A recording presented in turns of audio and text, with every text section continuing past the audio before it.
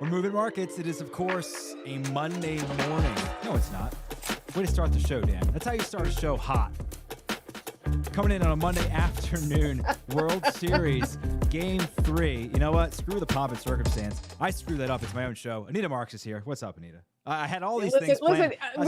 We forgive you. We understand you're under immense pressure. I have being a Phillies fan. It's fine. You could screw up as often as you want. We get it. Can I tell you the last time I got like 5 hours of sleep was I don't even know. I couldn't even tell you. There's been so much going on every day since Friday. We've had World Series Friday, World Series Saturday, Eagles yesterday, World Series 3, 4, and 5 the next 3 nights, and then the Eagles play on Thursday. I'm exhausted. All right. Well, let's hop into the order book. We'll talk more about it with Anita Marks. We will talk World Series Game 3 set to start this evening in about 5 hours. For now, some weather in Philadelphia. We'll try to get an update for that. And then, of course, Anita, absolutely crushing sports trading. We're going to have to powwow about that. And then, of course, we'll finish up with the price is tight. And, Anita, we just keep saying week in and week out, we are getting real sharp with our price is tight guessing. Pretty soon, we're going to be making the markets ourselves, I think. They're going to ask us to create the markets on Sport Trade. So, again, this Sunday, I had people over at the spa watching, of course, my unbelievable, arrangement here where I've got like 3 75-inch TVs. I've got the red zone. Of course, I've got the main game going on. And, of course, a second screen game going on. And everybody who now is come over, and because I did crush it, and of course I'm going to let you let the people know Okay. how great I did this week. That's on you to let people know. But here's what's happening, Dan, and I'm curious if you get the same thing. And that is, I now have friends who are like, Anita, I'll just give you money and just I'll follow you. There So you now go. what's happening here is I'm becoming a sport trade broker. Like, do I need to get a license? Like, I don't know, like I'm curious. Like, what do that's I a need? great Like, question. I literally have five friends now that are like, hey, we'll give you $1,000. Just, like, make it work for us. Have you seen Wolf of Wall Street? Of course. Don't do what he did. Just don't do what Jordan Belzer did or whatever. Maybe stay a little bit more on the straight and narrow. But I love the idea that people are telling you, and they should. Are there penny stock teams to invest in? I don't know. I think people could say after this weekend the New York Jets should be a penny stock team. I think that's what we're talking about right now. But in all seriousness, like, this is what's happening now. I'm becoming a sport trade trader. I love it. I love it. And I do too. And you completely dominated. We're going to get to your unbelievable Sunday in just a second, but we do want to talk World Series Game 3 here. We've got the Astros and the Phillies slated to start at 8:03 this evening from South Philadelphia. Here are the markets as they stand currently on SportTrade. The Astros trading at $55 per contract. The Phillies throwing Noah Syndergaard presumably for like maybe 2 or 3 innings, trading at 45.5, and that's basically why you're seeing that number right there. The run line 1.5 in favor of Houston at $42. The Phillies at plus 1.5 at 59. I think this is something we're very interested in, Anita. Over 7.5 runs at 53.5 and the under 7.5 at 47.5. The reason being, well, you go first. You go first, then I'll explain why the side I'm taking. Well, a few things, and I want to get your thoughts on this. Are you surprised they're going with Noah Syndergaard over Suarez? I'm not, because this is a rested bullpen, and I do expect them to go to the bullpen early. So let's shelf that for a second, because I'm curious to get your thoughts on that. I've got a small play on the Astros on the run line, so I am going to lay them down. I'm going to lay that down at minus 1.5 runs. I know you don't want to hear that, but I think the play here is the over for sure, right? Like, you're from Philadelphia. You know how insane that stadium is going to be. It's going to be unbelievable. The Phillies are averaging 7 runs per game at home. Meanwhile, both these teams, Houston and the Phillies, have a minimum of 4 hitters that are batting .330, of a .330 batting average against right-handed pitchers. And that's what we're going to be seeing tonight. As we know, the Astros are averaging 5 runs a game. I just think there's going to be a lot of I'm really hoping this game is played. I'm just expecting a lot of electricity, a lot of excitement, and I think a lot of points are going to be scored in this game. So I'm playing the over here. I think that is the great play tonight for this World Series Game 3. Yeah, McCullers didn't come back till August. He had an arm injury. He only made 8 starts in the regular season. He's only made a handful in the playoffs. I expect the Phillies to be able to get to him. Noah Syndergaard is really kind of the wild card here, right? He is not a power pitcher anymore. He only tops out about 94. He's pitching to contact. And if you watched Game 2, Anita, you know that the top 3 in that Astros order came out and they said, what does Zach Wheeler do? He wants to power his fastball by us. We're going to be aggressive early. 4 pitches, 3 runs. Noah Syndergaard doesn't have the power. He doesn't really have a secondary out pitch. He has to spot his fastball, and he just doesn't really do it all that well. The best case scenario for the Phillies is Syndergaard goes through the lineup one time, just like he did against the Atlanta Braves in the NLCS. I expect the Astros to be just as aggressive as they were in Game 2 in Houston, and I hope they don't, but I expect them to score some runs early. Conversely, as you mentioned, the Phillies, a lot of home cooking, 5-0 at home. They've been pounding the baseball at home. That crowd's going to be insane. I'm going to be there Wednesday. I can't wait. But I think over 7.5 is the obvious play here. I will pull up the markets for you. Good. Yeah, I'm with you. I'm going to be laying a lot like Schwarber bomb. I think Schwarber hits a home run tonight. I like that. I already laid that at plus 320. So I think bats are going to be really active and attractive tonight.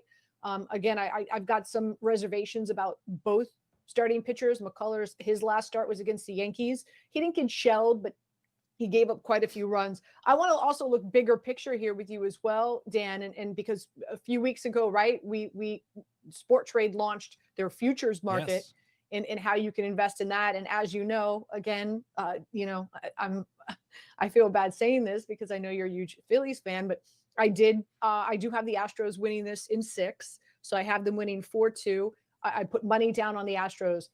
7 in a 7-game series that is tied at 1-1. Whoever wins game 3 goes on to win 69% of the time that series. So I do believe the Astros win tonight, and the trend then of course supports me putting money down on the Astros on Sport Trade. So the exact results, and we actually had this conversation Thursday with Rob Ellis of Jacob Media. I said the same thing. I actually think the Astros do win it in 6, and that currently is trading at $25 per contract on Sport Trade. So that is a quarter of the market. To answer your initial question about Ranger Suarez, not surprised he's going game 4. He threw, I think, 11 pitches in game 1. Rob Thompson has been really aggressive in managing those guys. Not too surprised there. I think, I think it's going to be in 6. To your point, I mean, this is shades for Phillies fans of 2009. They go into the Bronx. Cliff Lee wins game 1 against the Yankees. They lose game 2. They come back to Philly. Everybody says, hey, we split. We did what we have to do. They lose game 3 and game 4 at home. They send it back to the Bronx after winning game 5, but lose ultimately. Starting pitching was a big issue in that 2009 World Series for the Phillies. Unfortunately for Philadelphia fans, Zach Wheeler and Aaron Nola both allowed 5 runs in their starts against the Astros, and both of them kind of need to be a lot better if the Phillies are going to take what is now a best-of-5 series from the Astros. So, obviously, my lean is obvious. I'm hoping the Phillies are able to pull it off, but I don't have high hopes, to quote Harry Kalas. We'll look at the 2022 World Series MVP odds here on our screen. Kyle Tucker leading the market after 2 home runs in game 1, 14.5. JT Realmuto also a homer in game 1 at $13. Bryce Harper has not moved at all. He opened at 10. He's still at 10. Yordan Alvarez, who just scares the ever-loving bleep out of me, Anita, is only at 9. He is yet to be heard from, but he will be heard from. Alex Bregman at 9.5, Kyle Schwarber at $9 sort of rounds out the top options there. I'll sort of throw this to you. Who do you like so far for the MVP odds? Pricing? Yeah, I mean, more times than not, right? The team that wins the World Series, Sure. A player on their roster is MVP. As of right now, you've got to look at Tucker. Those 2 home runs were priceless. Maybe he stared down the ball a little bit too long, but nonetheless, for me, it's Bregman. I think eventually he wakes up in this series, and he's just been fantastic, and definitely the straw that has stirred that drink in the postseason for the Astros. So, and I think you're getting really good value there. So that's how I would roll. Jose Altuve also at 8.5 after opening at 6.5 is where he opened. So up $2. He's turned the corner a little bit. Yeah, I'm still not sold. He doesn't have that that device, whatever he was wearing. Oh, the wire right? that he was wearing? Yeah, or weird. the tattoo. Oh, so strange. That strange. Is why Jose Altuve didn't want the world to see. 0 for 35 because he's no longer got his wires on. That's why Nick Castellanos pulling his shirt up saying, we don't wear wires in Philadelphia because we're not snitches. Take that, Houston. Anyway, there's also a football game on this evening. We'll flip things over to Bengals and Browns. Bengals trading at $62 tonight. Browns at 39, Bengals minus 3.5 at 47.5, Browns at 3.5 at 53.5, and 47.5 is the total. The over trading at 42.5 and the under at 58.5. I know, Anita, we want to get back to your unbelievable Sunday, so we'll quickly just sort of handicap what we think is going to happen on Monday Night Football. Yeah, so I'm all over Cincinnati here. I think a lot of people feel like, oh no, Jamar Chase is gone, therefore the Bengals are going to suck. Yeah, no, they've got a ton of talent here, right? They've got T. Higgins, they got Tyler Boyd, they've got Hayden Hurst, and I've buried the lead. They got Joe Mixon, who to me is going to crush it tonight. This is a Cleveland team. They're not going to have Denzel Ward in their secondary, so those targets that Jamar, and don't get me wrong, Jamar Chase is otherworldly. Yeah. Don't, please, let me preface by saying that. I should have said first and foremost. What I am saying is that there's still a lot of talent here on the Cincinnati Bengals offense. And you've got Joe Burrow, who in the past few weeks, you and I have been talking about it, they've gone back to their bread and butter. They've gone back to what works. And that's shotgun, throw the ball all over the school, the playground, the schoolyard. And, 80% of the time they're passing the ball. And I don't think that changes with Jamar Chase out of the mix tonight. So I like Cincinnati. So I'm buying Cincinnati -3.5 at $47.50. Also, I love the over here. I'm thinking game script, Dan. Yeah. I'm thinking game script. Cincinnati is going to go up early. Cleveland, you're not going to be able to run the ball with Nick Chubb against the Bengals defense, top 10 rushing defense in the NFL. Yeah, a huge surprise this year. The defense has been stout. And they're gonna start passing the ball. Yeah. And so I think a lot of points are gonna be put up in this matchup. Cincinnati is averaging almost 30 points a game their last 5 weeks. And I want to say 8 of the last 9 times the Bengals and the Browns have faced each other, the over has hit. So I'm going to play the over at 47.5. I'm going to play the over at 54.5. Wow. And I'm playing, I'm playing the Bengals at -3.5. I love it. And just to back you up, to tell you on some of those stats, Cincinnati's pass rate is just 7th highest in the National Football League at 63%, but that number the last 3 weeks is actually creeping up towards 69% of their play calls being passing plays. So we have mentioned they're letting Joe Burrow sling it. I'm with you. I don't think that changes with Jamar Chase out. If I think, if anything, that just means Joe Mixon's and Samaje Perine's work in the passing game goes up. So I think we're working together on that one. Okay, let's discuss this monsoon of success that you had yesterday. I'm going to do the dirty work for you. I'm going to run through it all for you. Okay. 9 profitable trades. I'm not going to dox you here and tell you everybody how much you made, but I will say Jags under, Jags Pats under, Pats -2.5, Miami to win, Saints -5.5, Eagles -10.5, San Fran -8.5, Green Bay +10. And I'm missing one. San Francisco -8.5. Yes. Yes. Did you get the Saints -5.5? I sure did. Did you get Atlanta -4.5? That one didn't cover. Yeah. So yeah, I did well. Where I did lose, I like to be right. I like to be transparent here. Where I did lose, I really loved the Giants. I thought the wrong team was favored, and in all honesty, if Richie James would not have fumbled the ball twice, which Seattle capitalized on, I do believe the Giants would have covered in one. So I had the Giants at -4.5, and I bought that for $24.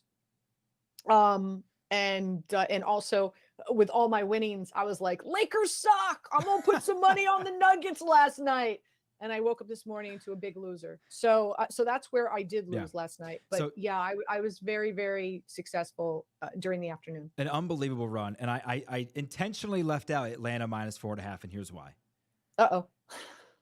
Your biggest profitable trade, and it lost, right?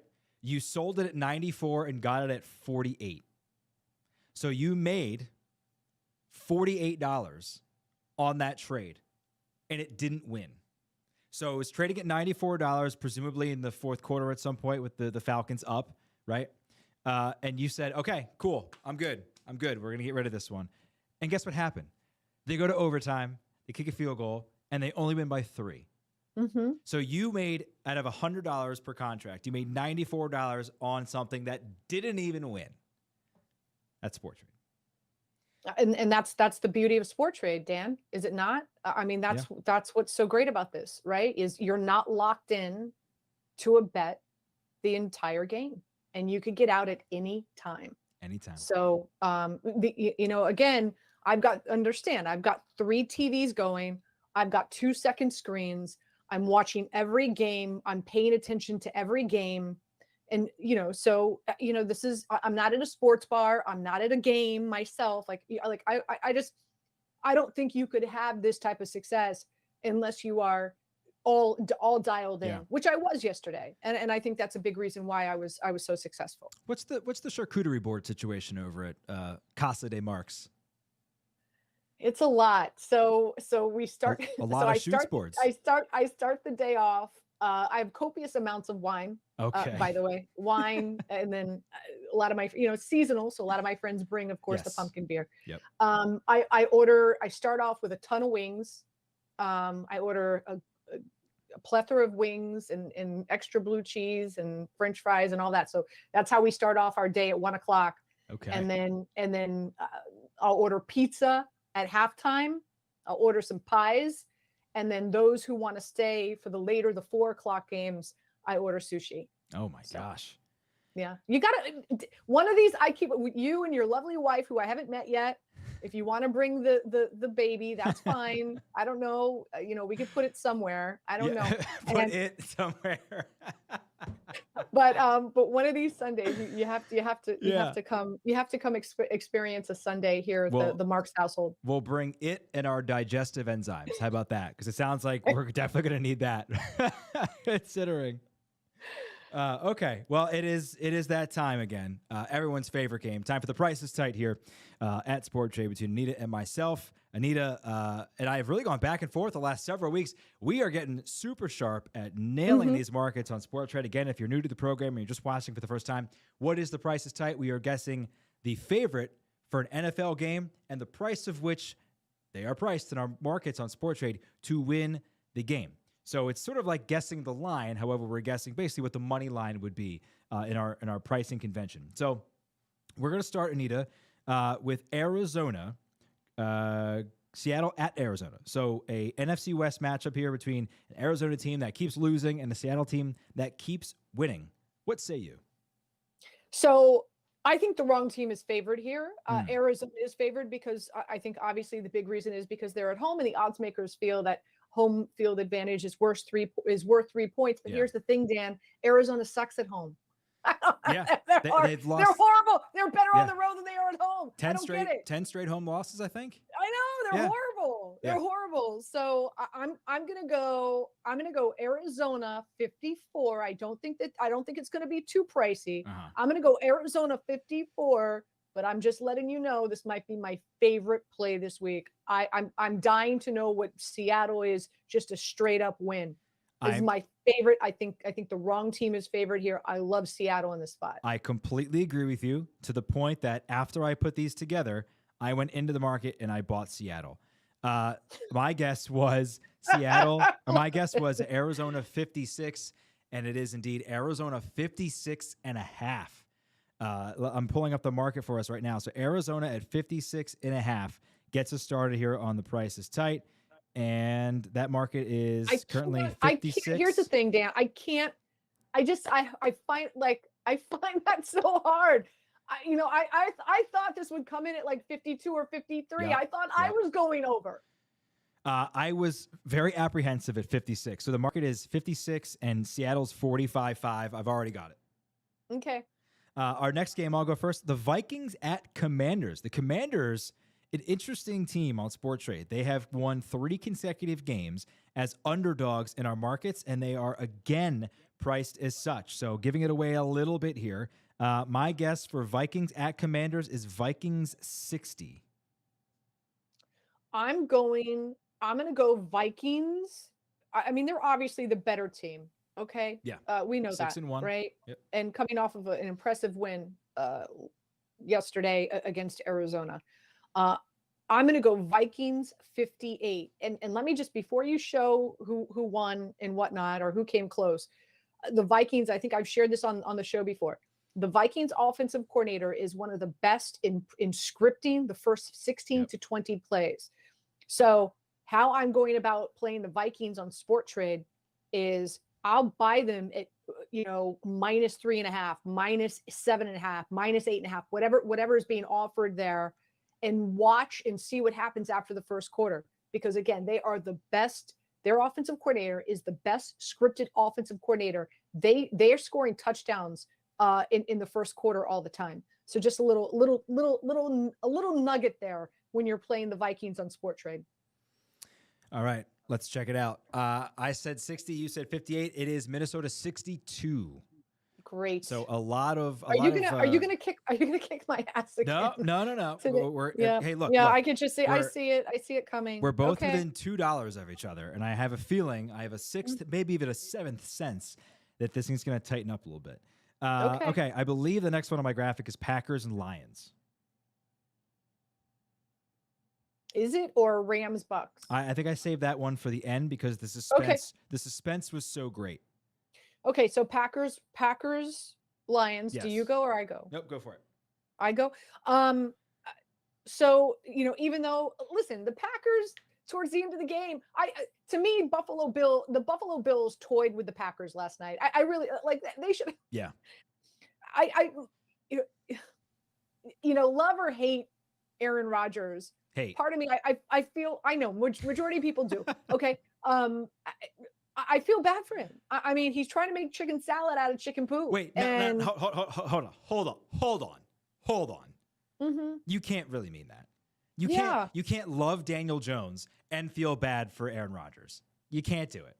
I'm saying, I'm just saying, it's really hard what he's working. It's very hard with what he's working with. He But- commands a quarter of the salary cap because he wanted to. I know. I understand. A lot of people don't like him, and I'm not a huge fan either. I'm just it's just painful watching him and his facial expressions. Oh my gosh! I He hope wears you know every- what my he wish. wears everything on his sleeve. My wish for the Packers is that they're calling the Raiders right now and saying, "What do we have to give you to get Devontae Adams back?" To get Devontae That's what- Adams back, that's what who I want like them to do. did he even have a reception yesterday? I think he had Anyway. one. Yeah. Yeah. yeah. What happened there? Anyway, Packers. I'm gonna Yeah. go Packers 62, just because the Lions are god awful and they're dealing with a Yeah. lot of injuries. Yeah. So I'm going Packers 62. Okay, I said Packers 60, and it is Green Bay 65. So you get that. Oh, one. I So won there one. you go. So again, we're within $2 of each other.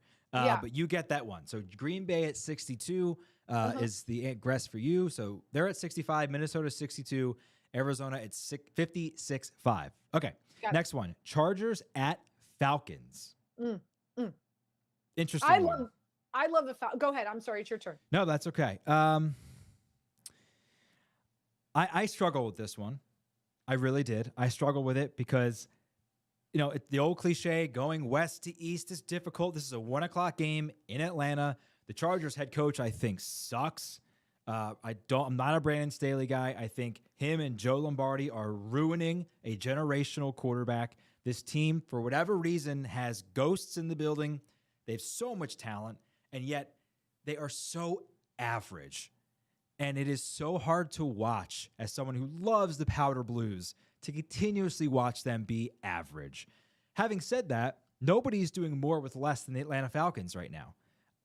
Marcus Mariota is not good. That's why they don't throw the football. They have to run because they don't trust their quarterback. I think home field matters, despite the fact that game yesterday between the Falcons and the Panthers was ridiculous, and neither team really deserved to win. I know I'm wrong here. I actually think the Falcons should be favored, so I said I think Falcons 52. So I don't believe people have caught on to this Falcons team, which, by the way, last week on Daily Wager on ESPN, I said bet that the Falcons are going to win the division at plus 175. Great call. Okay. Yeah. Yep. And I'm sticking to it. There was a great not documentary, but segment that came out last Sunday, not this past Sunday, but the one before, about the relationship between Arthur Smith and Marcus Mariota. Like, this was planned. This was engineered. It wasn't like, oh, we don't have Matty Ice anymore. Let's go out and let's go get a quarterback. Is Marcus available? No, like, this was planned. This is an offense that they've gone back and they've put in plays from Oregon when Marcus played for the Ducks. They run the pistol at least 25 times in the course of a game. They're really fun to watch. Yesterday, they were without their two starting corners, mind you. I'm with you. I think the Falcons should be favored, but they're not. You've got a Chargers team that's coming off of a bye. Yep. Okay. Of course, better quarterback, better team, better roster, yada, yada, yada. So I'm going to go the Chargers 58, but this is another one of those games where I like the Falcons. Chargers 58 takes it. Is Chargers 60. So again, Anita, Woo! $2 off. I will be buying the Falcons because I think they're undervalued here. Okay, we're tied at 2. The red indicates who wins, who's closest to the actual mark. So we're tied going into the final and maybe the most intriguing game in the Price is Tight and on the NFL slate this weekend. We are talking about the Bucs and the Rams. The Rams, again, traveling west to east to go to Tom Brady's disappointing Bucs. You go first this time. How crazy is it that if you were to say to me, I can only watch one game, either Chargers, Falcons, or Rams, Bucks, and I would choose Chargers, Falcons over Rams, Bucks. Yeah. Yeah. Like that just goes to show you how horrible these two teams are right now. Yeah. I mean, if Cooper Kupp's hurt, then this is a complete unwatchable game. Even if Cooper Kupp isn't hurt, I think it's unwatchable. The Bucs defense is going to be able to sack Matthew Stafford 100 times, and the Rams defense is going to be able to get to Tom Brady 100 times. It's going to be a sack fest. Over under sacks in this game, really. That's what I want to wager. But with that being said, since the Bucs are home, I think the Bucs are going to be favored. So I'm going to go Bucs 56 here. Okay. This is a classic example of when you're watching The Price is Right and a prize comes up and somebody says, I'm going to say $100, Bob or Drew. And the person next to them looks at them and goes, 101. And that's exactly what happened here because I said Bucs 55 and then Anita came in and just edged me out and it is Bucs 58. So Anita takes it again. 3-2 victory to take the lead in the overall series. Anita leads 3-2-1 in The Price is Tight. Quickly before we go, Anita, a quick reminder for those watching. Again, we can win $100 every single week here on the show. All you have to do is follow Sports Trade app on Twitter. Quote, tweet the Market Movers show live or taped. It doesn't matter. With Trade Up New Jersey, we've already given away $200 to folks who watch the program and who have retweeted. And I'm told they're already in the app and doing their thing where they're going around and trading. Anita, hit us with your plays for the rest of the week. Yeah, I've got 3 plays here that I'm already on. One is the Eagles minus 13.5 against the Texans. Let me tell you something. This is the best first half team in the NFL. They have not lost in the first half. They have not lost. They're whatever an what is it? How many weeks are we in? They had a bye week, right? So they're 6-0, 7-0 against the spread in the first half. They're up averaging 13 points in the first half against their opponents. Yeah. So jump on this Eagles team right now, minus 13.5 against the Texans. Don't forget, you've got the trade deadline on Tuesday. Yep. Brandon Cooks might be traded. Rumor is that he might go back to LA and join the Rams. Who knows? Nico Collins is injured.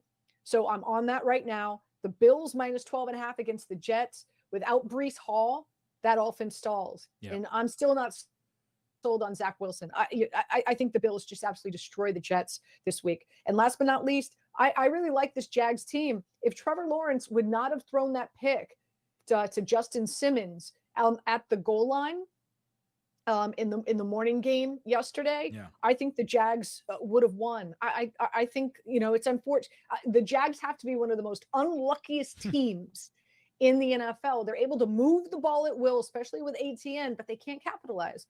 And this Raiders team is just god awful. So I like the Jags to win. Those are my 3 plays that I like just right off the bat. Eagles starters did not play the fourth quarter either. So quick turnaround, but they got a little extra rest considering they were blowing out Pittsburgh. Anita, thank you so much. Of course, we will hear from you next week. We are back same time tomorrow. Every single hit the right button, Dan. I am exhausted, clearly. We're back tomorrow and each day at 4 o'clock, a special edition today at 3, but we're back at 4. My mood will be completely dependent on what happens in Game 3 tonight. We will see you tomorrow.